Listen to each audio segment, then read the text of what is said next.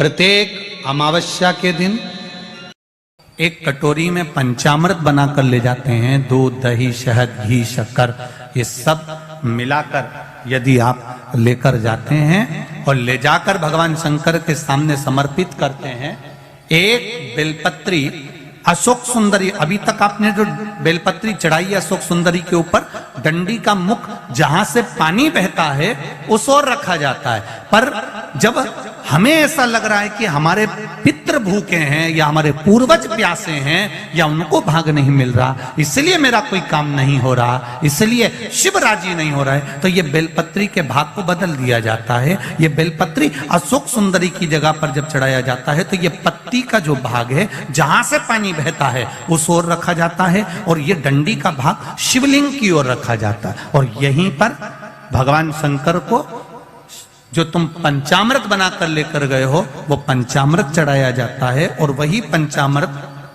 थोड़ा सा शिवलिंग पर चढ़ा दिया जाता है। उसके बाद में पितृ पूर्वज जल की आस नहीं रखते, न भोजन की आस रखते हैं, क्योंकि शंकर उनको तृप्त कर देते हैं, शिव उनको पूर्ण कर देते हैं। पितृदोष के 4 लक्षण सबसे प्रबल। पहला लक्षण है 1 रुपया कमाओ, 1.25 रुपए खर्च हो रहे हैं, कमाई लेना पितरों का दोष है। दूसरे नंबर का, एक व्यक्ति घर में बीमार है, ठीक हुआ, दूसरा बीमार पड़ गया, घर में कोई ना कोई निरंतर बीमार पड़ा हुआ है। तीसरे नंबर पर आप कोई पूजन की थाली लगाए, किसी को भोजन देने जा रहे थे, किसी को पानी देने जा रहे थे और आपकी ट्रे में से, आपके हाथ से अगर कोई भरा हुआ पात्र, कोई सामग्री गिर गई, पूजन की थाली तुम्हारे हाथ में है और पूजन की थाली में से मालूम पड़े कोई सामान गिर गया नीचे, समझ लो कि पितृ का दोष है। चौथे नंबर पर दोष का वर्णन किया गया, घर में जितने सदस्य रह रहे हैं अगर वो किसी न किसी रूप में एक दूसरे पर चिढ़कर बोल रहे हैं, क्रोध कर बोल रहे हैं, समझ लेना कि कहीं ना कहीं पितरों का दोष।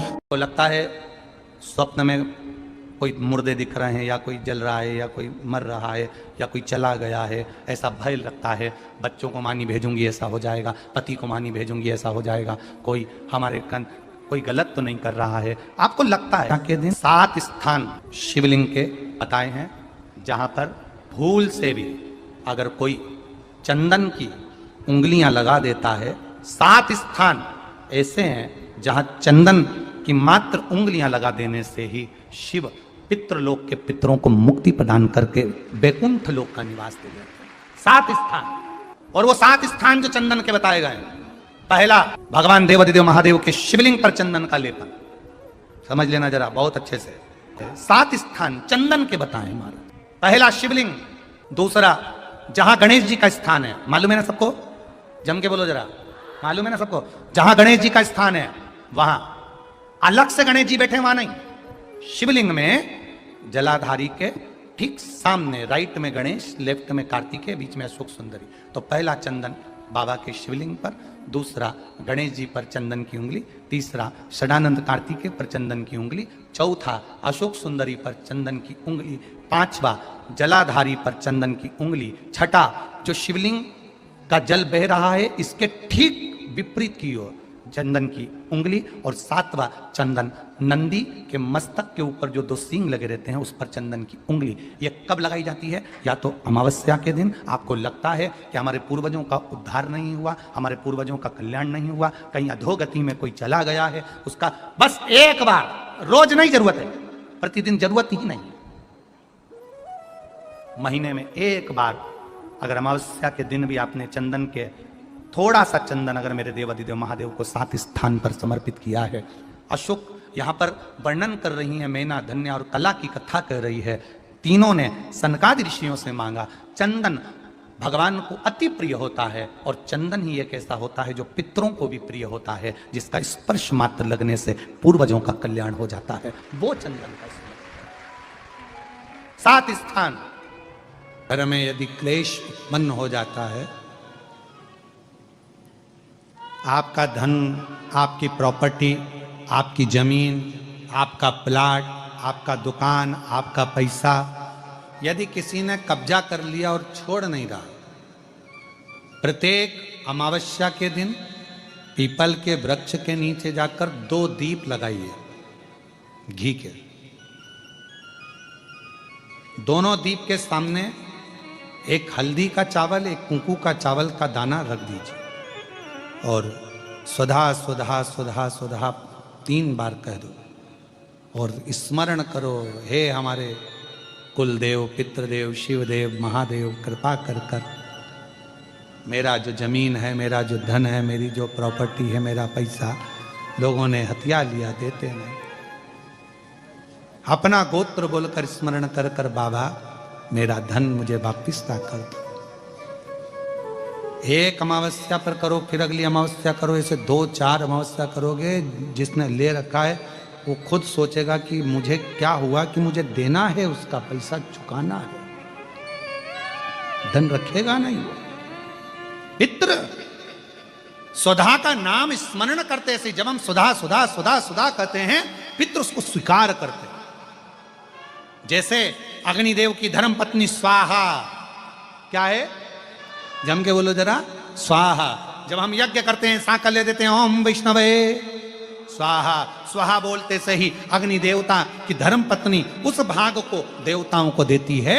उसी तरह तर्पण, तिलांजलि, पिंड, तर्पण आदि जितने भी हम पितरों के लिए कर्म करते हैं, उसमें हम स्वधा स्वधा बोलते हैं। जब स्वधा बोलते हैं तो वो स्वधा पितरों को भाग देती है और पितरों से कहती हैं, ये मेरा बेटा दुखी है, इसको ये तकलीफ है, इसको ये कष्ट है, तुम इसका ये कष्ट पितृदेव मिटा दीजिए, महादेव की आज्ञा है, इसको सही कर दीजिए। करते,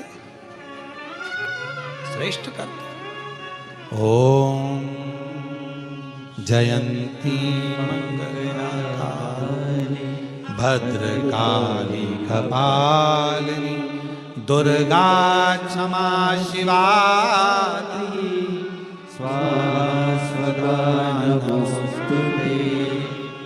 ओम जयंती मंगलाकाली भद्रकाली।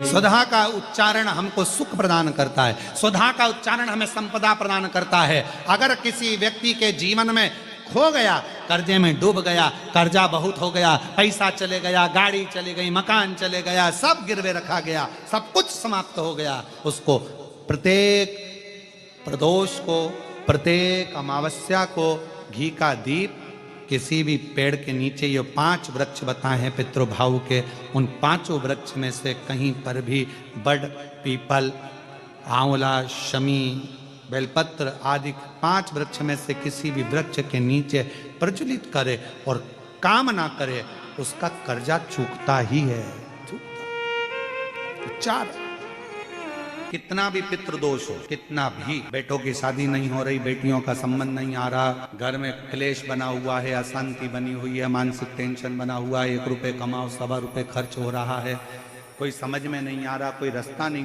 सूझ रहा, एक चावल का आखा दाना लेकर परिंदे के पास, परिंदा जानते हो सब लोग, हंडा, मटका, पानी भरने का मटका, हंडा, घड़ा, गगरा, जो भी होता, जो घर के रसोई घर में जो पानी का स्थान होता है, एक चावल का दाना रसोई घर में रखकर उस चावल के दाने को साथ में लेकर और 1 लोटा जल हंडे का, मटके का, परिंदे का, घड़े का भरकर जाइए और वो परिंदे का पास का चावल का दाना और 1 लोटा जल, पहले चावल का दाना शिव जी के शिवलिंग पर समर्पित करो, फिर 1 लोटा जल, जहां जलाधारी होती है, जलाधारी इधर की है तो आप इधर खड़े हो, जलाधारी उत्तर की है तो आप यहाँ दक्षिण की ओर खड़े होकर शिव जी पर जल चढ़ाना प्रारंभ करें। यहाँ जल बह रहा है शिवलिंग का, तो आप इधर खड़े होकर जब जल चढ़ाओगे, चावल का दाना रखकर, कैसा भी पितृदोष हो वो सारा पितृदोष समाप्त होता है। बेलपत्री के वृक्ष के नीचे बैठकर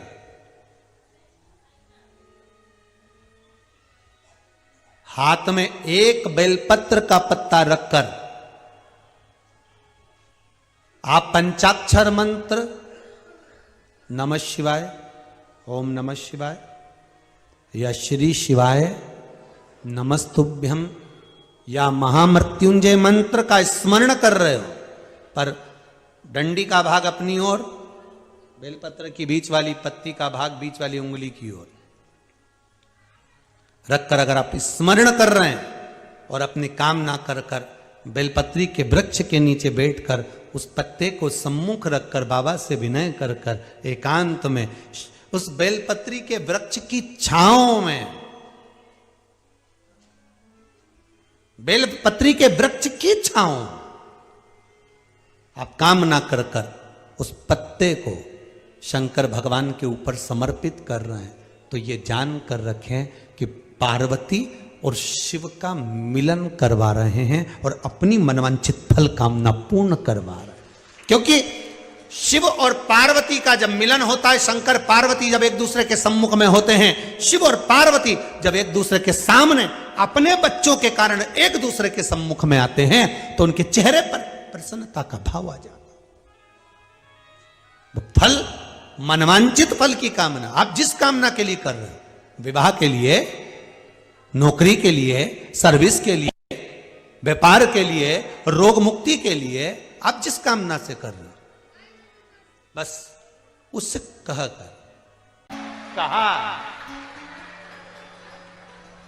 त्रिशूल को पकड़ते हैं, एक जगह से पकड़ते हैं कि 3 जगह से पकड़ते हैं?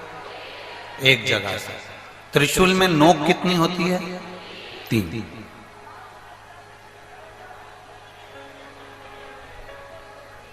अब बाकी के जितने शस्त्र हैं, सुदर्शन, शंख, चक्र, गदा, भाला, धनुष, बाण, तीर, ये जितने जितने शस्त्र, तलवार, बर्छी, कटार, कुंदुक, जितने जितने आप शस्त्र देखेंगे, इन शस्त्रों में देखेंगे कि ये एक शस्त्र केवल एक पर प्रयोग किया जा सकता है। पर शिव महापुराण की कथा कहती है केवल एक त्रिशूल ऐसा होता है जिस त्रिशूल को एक जगह से पकड़ा जाता है और 3 पर उसका प्रहार कर दिया जाता है। उसी तरह शंकर का हम केवल एक अकेला नाम लेते हैं। आपने शिव का नाम लिया, आपने शंकर का भजन किया, और शंकर भगवान ने तुम्हारे नाना पक्ष में, तुम्हारे दादा पक्ष में और तुम्हारे कुल में ना जाने कितनों को तीनों पक्ष में तार दिया है। वो शिव तत्व है, वो शंकर है, वो घड़ी है। बोल बम का नारा है, बाबा उसने तार दिया, उसने साथ। गर्ग संहिता कहती है और कूर्म पुराण कहती है, तुम्हारे घर में अगर सत्यनारायण जी की कथा हो रही है, तुम्हारे घर में शंकर जी का अभिषेक हो रहा है, तुम्हारे घर में पार्थिव शिवलिंग का निर्माण हो रहा है, तुम्हारे घर में अगर तुम कोई व्रत रख रही हो, तुम्हारे घर में कोई उपास कर रही हो, तुम्हारे घर में कोई उद्यापन हो रहा है, तुम्हारे घर में कोई अच्छा कार्य हो रहा है, तो ये करवाने वाला कोई दूसरा नहीं होता। इसको करवाने वाले तुम्हारे घर के पितृ होते हैं, जो ऊपर बैठकर तुम्हारे घर में अच्छा कार्य कर रहे हैं।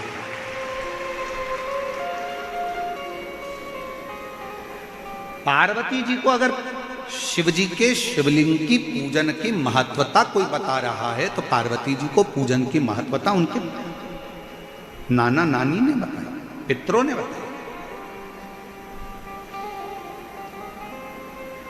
इसीलिए तो शंकर जी को जल चढ़ाने वाले को पितृदोष नहीं लगता।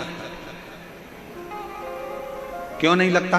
क्योंकि शिव जी पर आप जल चढ़ाते हो ना, तो शंकर भगवान का चढ़ा हुआ जल हस्त कमल की ओर जाता है पार्वती जी के, और पार्वती जी के हस्त कमल पर जैसी जल जाता है तो नाना नानी बड़े प्रसन्न हो जाते हैं अपनी नातिन को देखकर कि मेरी नातिन पर लोग पूजन कर रहे हैं, जल चढ़ा रहे हैं, तो पितृ आशीर्वाद देते हैं। शंकर पर जल चढ़ाने पर 3 दोष समाप्त हो जाते हैं। पहले नंबर का वास्तु दोष, दूसरे नंबर का पितृ दोष और तीसरे नंबर का काल सर्प दोष। ये 3 दोष शिव पर जल चढ़ाने से समाप्त हो गए। पितृ प्रसन्न होते हैं, पूर्वज आनंदित होते हैं। हमारे घर की बेटी आज शिव की आराधना कर रही है, हमारे घर की बेटियां हमारे शंकर की आराधना कर रहे हैं, शंकर की स्तुति कर रहे हैं।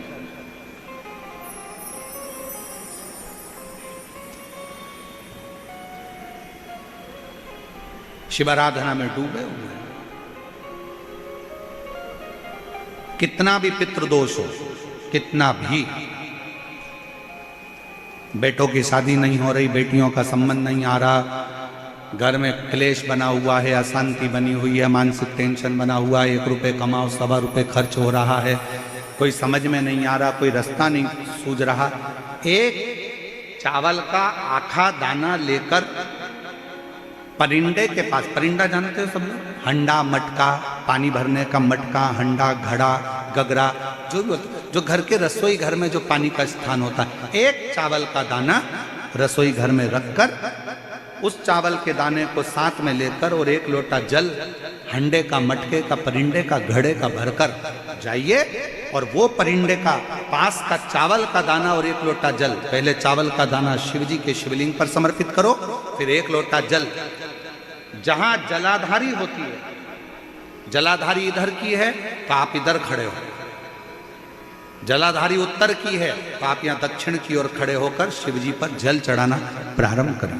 यहां जल बह रहा है शिवलिंग का, तो आप इधर खड़े होकर जब जल चढ़ाओगे, चावल का दाना रखकर, कैसा भी पितृदोष हो वो सारा पितृदोष समाप्त होता ही है और घर में शुभ कार्य होता है।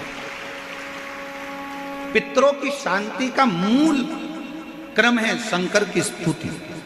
कोई न कह दिया वास्तु के हिसाब से तुम्हारी बाथरूम गलत बनी है, तुम्हारा दरवाजा बना है गलत, तुम्हारा रसोई घर गलत बना हुआ है, सीढ़ियां गलत बनी है, ये गलत बना है, वो गलत बना है, सारा तोड़ तोड़ा के तुमने बार बार बनाया, सीढ़ी इधर लगा दी उसके कहने पर, तुमने बाथरूम उधर बना ली उसके कहने पर, उसके बाद भी घर में शांति नहीं है, पूरा वास्तु के हिसाब से मकान बनाया, पूरे वास्तु के हिसाब से घर बनाया, उसके बाद भी अगर शांति नहीं है तो कुछ मत करो, एक लोटा जल शिव जी को चढ़ाओ और शंकर जी को एक लोटा जल चढ़ाकर वही जल अशोक सुंदरी पे चढ़ाओ, गणेश कार्तिकेय पर चढ़ाओ और वही जल उठाकर थोड़ा सा लेकर आओ, घर के 4 कोने में उस जल को छींटना प्रारंभ करो, वास्तु दोष अपने आप समाप्त हो जाएगा। आपको बाथरूम बदलने की जरूरत नहीं, घर बदलने की जरूरत नहीं, व्यापार बदलने की जरूरत नहीं, अपने आप धीरे धीरे धीरे धीरे बदलता चला। पर विश्वास, मानो तो गंगा माँ हो और ना मानो तो बहता पानी। आप मानोगे तो गंगा जी है, ना मानो तो बहता पानी, आपके ऊपर निर्भर करता। इस घर में से एक लोटा जल देवाधिदेव महादेव को चढ़ाने के लिए निकलता है, घर के अंदर से एक लोटा जल निकलकर जब शंकर के मंदिर में जाता है, उसी समय पर 3 दोष उसके घर के समाप्त हो जाते हैं। पहले नंबर का, घर के अंदर से जल गया तो वास्तु दोष समाप्त हो गया। दूसरे नंबर पर, घर के रसोई घर में, मटके में, हंडे में, टंकी में से जल गया तो पितृ दोष शांत हो गया। और तीसरे नंबर पर, घर के अंदर से जब हम जल लेकर निकलते हैं, अपना दरवाजे से बाहर निकलते हैं शिव को जल चढ़ाने के लिए, तो काल सर्प दोष समाप्त हो जाता है। ये 3 दोष उसी क्षण समाप्त। हम कहते हैं लक्ष्मी आए तो मैं दान करूं, हम कहते हैं कि लक्ष्मी आएगी तो हम दान करेंगे, पैसा आएगा तो हम दान करेंगे, धर्म करेंगे, पुण्य। आप और हम कहते हैं कि लक्ष्मी आए तो हम दान करें, और लक्ष्मी कहती है कि तुम दान करो तो मैं आऊं। दोनों एक दूसरे का इंतजार करते हैं।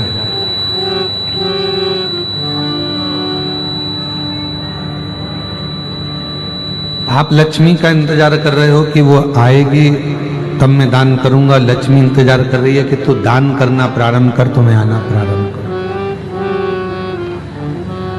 दोनों इंतजार कर रहे हैं। अब जैसे लक्ष्मी कहती है कि तू दान कर और आप कहते हो कि आए तो दान करूं, उसी तरह शिव महापुराण भी कथा कहती है।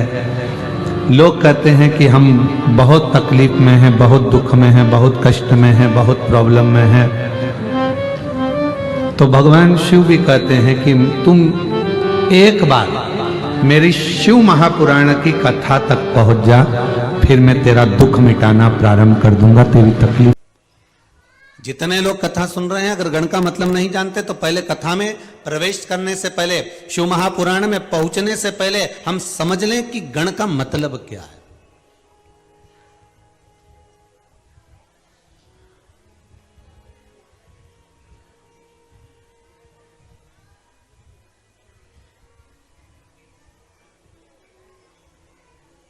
श्री गणेश जी महाराज, उनका जब सिर कटा, मस्तक कटा, उनको काय का मुख लगाया?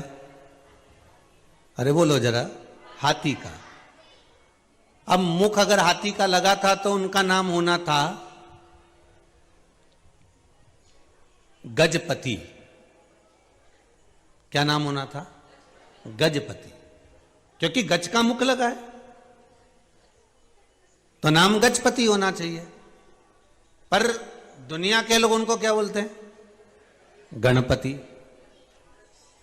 तो भैया मुख अगर गज का लगाया है, हाथी का लगाया है, चेहरा अगर हाथी का लाकर लगाए हो, गज का लाकर लगाए हो, तो नाम तो गजपति होना चाहिए। फिर गणपति किसने रख दिया?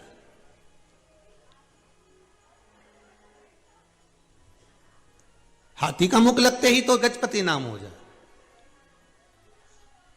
भाई हमारे यहां तो कई कई बहनों का नाम पूर्णिमा है, तो पूर्णिमा नाम क्यों रख दिया? तो क्या ये पूनम के दिन हुई थी, ठीक है, तो इसका नाम पूर्णिमा रख दिया।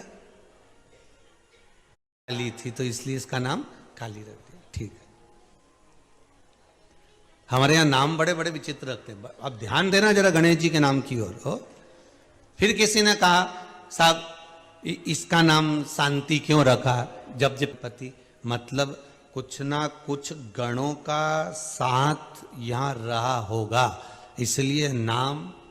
हाथी का मुख लगा था भगवान गणेश जी के जन्म के समय, जब हाथी का मुख लगा तो गजपति नाम होना चाहिए, पर नाम क्या रखा है? गणपति। मतलब कुछ ना कुछ गणों का साथ यहां रहा होगा, इसलिए नाम गणपति रखा है।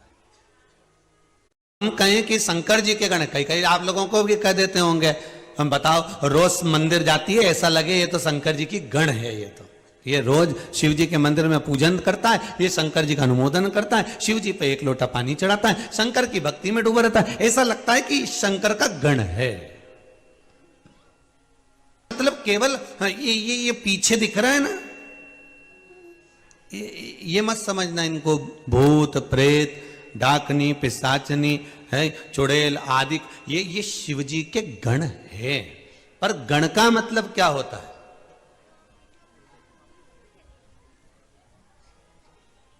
गण का मतलब है क्या?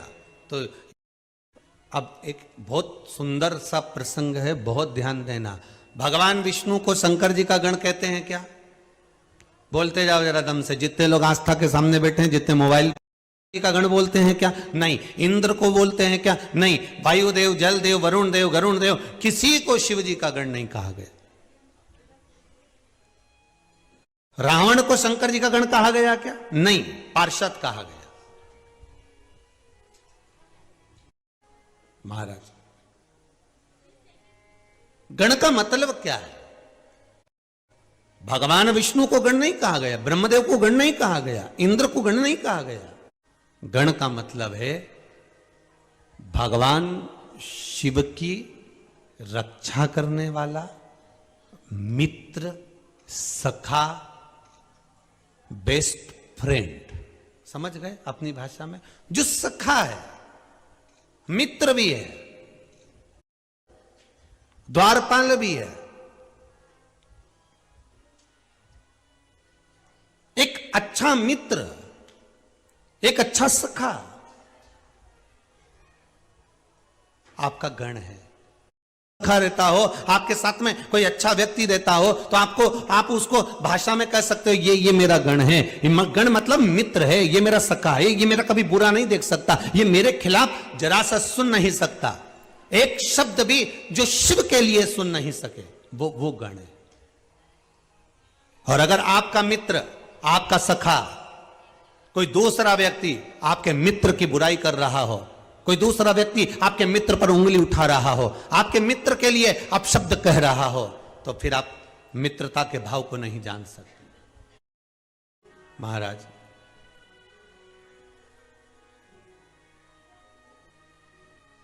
गण का मतलब है भगवान शंकर का सखा। गण का मतलब है भगवान की